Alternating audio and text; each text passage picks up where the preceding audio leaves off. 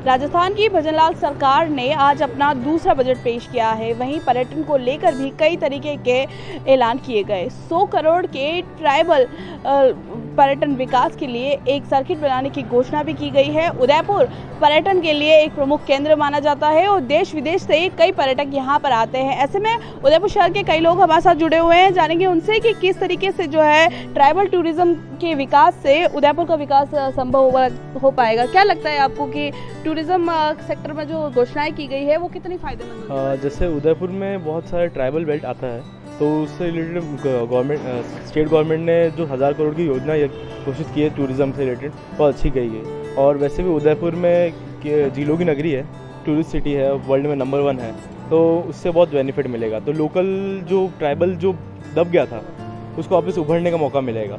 और कनेक्टिविटी है ही उदयपुर की ऑल ओवर वर्ल्ड से वाया, तो भी बहुत अच्छी बात है। मानगढ़ धाम और त्रिपुरा सुंदरी की मैं बात करूं तो वहां पर भी विकास की कई योजनाएं जो है घोषणा की गई है। आदिवासी क्षेत्र के लोगों को कितना फायदा होने वाला है?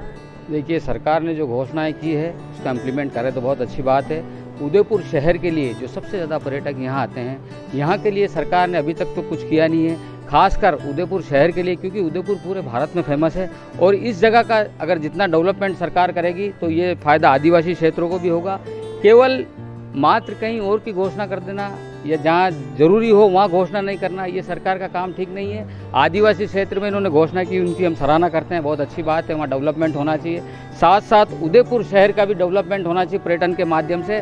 उस पर सरकार ने कुछ भी नहीं किया। हम सरकार से ये उम्मीद करते हैं कि भविष्य में वो इस तरह की कोई ना कोई ऐसी घोषणाएँ करेगी जिससे उदयपुर शहर का और विकास हो। पर्यटन को लेके जो मानगढ़ धाम की बात की गई है उसको लेके क्या सोच है आपकी कि किस तरीके का विकास जो है होगा?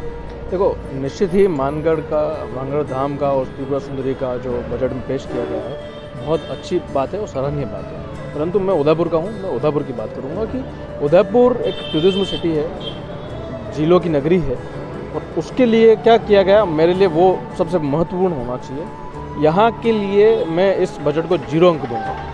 पर क्योंकि आप देखें कि किसी भी तरह का कोई भी प्रावधान जो उदयपुर के टूरिज्म को बढ़ावा दे सके, जो उदयपुर के लोगों को एक आय का स्रोत दे सके, जो उदयपुर के लोगों को एक सुहावना प्रलोभन मान लें अपन इस चीज़ को, तो प्रलोभन भी सही, प्रलोभन भी देते, पर उदयपुर को कुछ ना कुछ सौगात देनी चाहिए थी।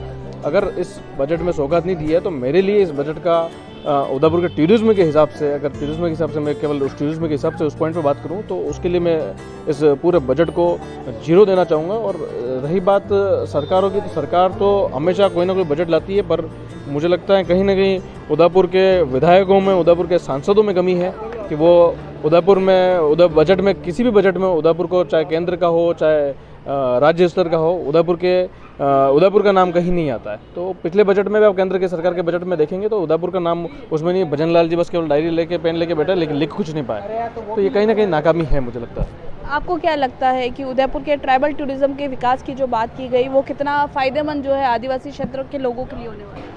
मेरे मुताबिक तो काफ़ी सराहनीय बजट है जो उदयपुर है। मुख्यतः ये मतलब पर्यटक स्थल है। उदयपुर के जो आसपास के इलाके जैसे कि डूंगरपुर और बांसवाड़ा है, यहाँ पे पर्यटक पहुँच नहीं पाते हैं। तो जो सरकार की जो इस बार बजट घोषणा है जिसके अंदर कि tribal belt, tribal corridor develop किया जाएगा, जिसके अंदर टूरिज्म प्रमोट किया जाएगा, तो उससे ऐसा होगा कि जो अपने आदिवासी इलाके के लोग हैं जो कि मुख्य धारा से पिछड़े हुए हैं काफ़ी, उनको पर्यटन को बढ़ावा मिलने से वो लोग मुख्य धारा से जुड़ेंगे। तो मैं इस चीज़ की काफ़ी सराहना करता हूँ। आपको क्या लगता है कि उदयपुर में जो टूरिज़्म की जो विकास की बात की गई है और जो एक्सप्रेस वे बनाने की बात की गई है, तो उदयपुर का कितना फ़ायदा होने वाला है? उदयपुर को तो बहुत फ़ायदा होने वाला है।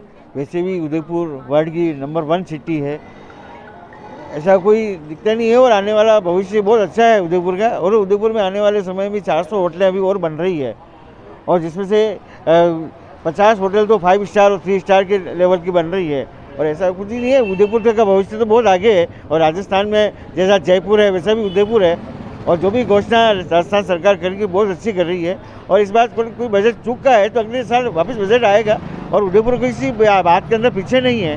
उदयपुर तो हर साल ग्रोथ पे ग्रोथ बढ़ता जा रहा है, उसकी दिक्कत ही नहीं है। उदयपुर शहर जो है हर साल टूरिज़्म में कई सारे नए रिकॉर्ड्स बना रहा है। वहीं ट्राइबल टूरिज़्म के विकास की बात की गई है। मानगढ़ धाम और माँ त्रिपुरा सुंदरी के यहाँ पर टूरिज़्म सर्किल बनाने की बात की गई है। उम्मीद जताई जा रही है कि इन सारे घोषणाओं से जो उदयपुर के आसपास के आदिवासी क्षेत्र है वहाँ पर पर्यटनों का विकास होगा और जो आदिवासी क्षेत्र के लोग हैं उनको मदद मिलेगी। निशा राठौड़, उदयपुर।